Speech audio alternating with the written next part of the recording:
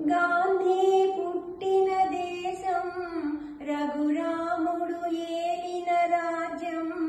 ఇది సమతకు మమతకు సంకేతం, ఇది సమతకు మమతకు సంకేతం.